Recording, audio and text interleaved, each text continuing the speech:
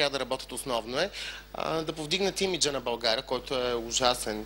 Не само в България, в целия свят. Аз като българка обикалям постоянно държави, в които се сблъсквам с негативно отношение към българите. Интересно ми направи впечатление, сега в последно време, така наскоро бях в Рим.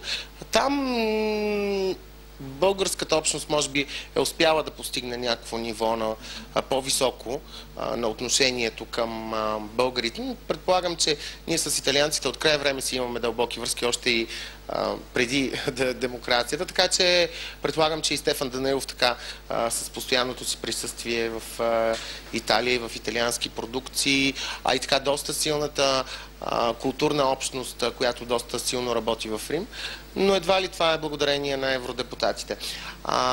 Първото нещо, което трябва да правят те, наистина е да вдигнат имиджа на България и на българина, и когато един българин отиде в друга държава от Европейския съюз, да не му обръщат гръб, защото наистина аз влизам в магазин в Барселона, залепва се веднага един продавач за мене, почва да ми огажда, започва да ме разпита, а вие откъде сте? От първия въпрос винаги е от Италия ли сте? Явно там италианците са най-готините клиенти. Аз казвам, не съм от Италия.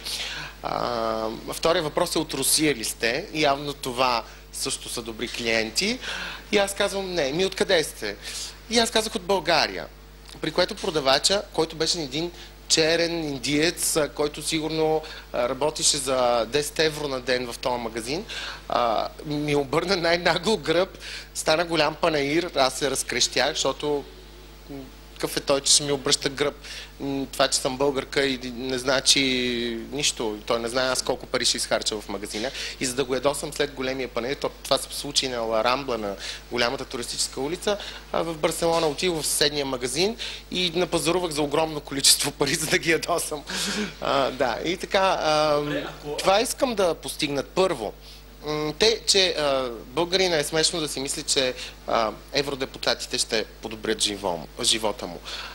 Но е важно хората, които отиват там, да представляват България и по всички начини не може да изпращаме хора като Митко Стоянов, който да правят скандали и да ни петнят още повече имиджа. И без това повечето от криминалния контингент сега са в Европа и правят лошо впечатление, нали?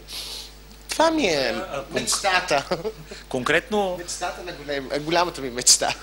Конкретно така по-различните хора в България, какво очакват от един евродепутат, който и да е той, без значение от коя партия?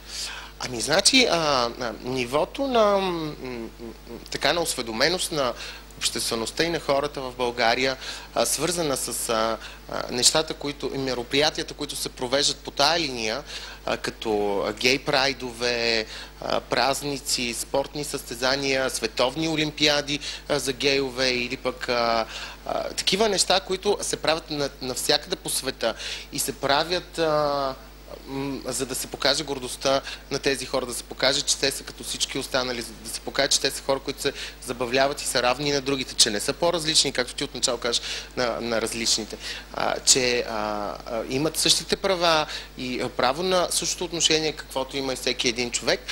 Тези неща, тези мероприятия трябва да се провеждат и в България. Да не говорим, че примерно гей туризма навсякъде по света носи ужасно много пари, тъй като тези хора нямат семейство, за което да се грижат, нямат деца, които да обличат, да издържат, нямат жени, които да капризничат, че искат кожени пълта и така нататък. Тези хора идват с парите си и ги изхарчват тук, примерно. Аз ще ви кажа една равносметка и истинска статистика. Сравнението между една хетеросексуална двойка и една гей двойка, това колко харчате по време на една почивка. Значи, хетеросексуалната двойка изхарчва 3 пъти по-малко пари, отколкото една гей двойка. Добре, какво мога да направи един евродепутат, за да докара гей двойки на туризъм в България? Не е въпросът да докара гей двойки да излезе с една табела но просто това са неща, които трябва да се пропагандират. Това е дейност, която може да донесе много пари в България.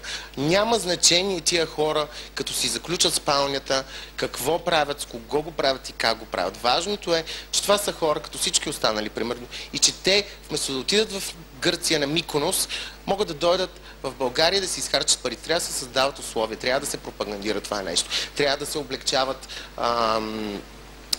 примерно търговците и туристическите агенции и въобще собствениците на хотели в туризма и всички свързани с туризма, примерно, могат да бъдат облегчавани, ако създават условия, ако са гей-френдли към такива хора, и по този начин те носят пари.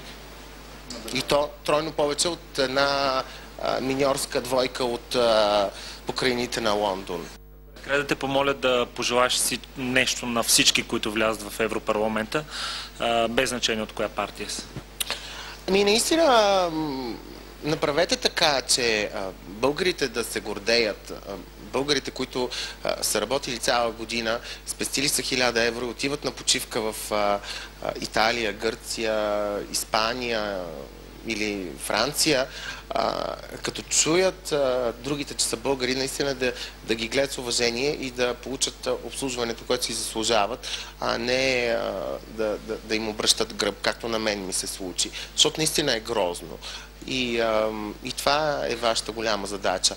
Ако можете да направите така, че и българите да живеят още по-щастливи, не казвам по-добре, но да имат възможност да се изявяват, да имат възможност да учат, ако ще е чужбина, но да се връщат в България. Това ще бъде супер и тогава със сигурност мога да кажа, че са успешни мандатите им и че са направили нещо добро.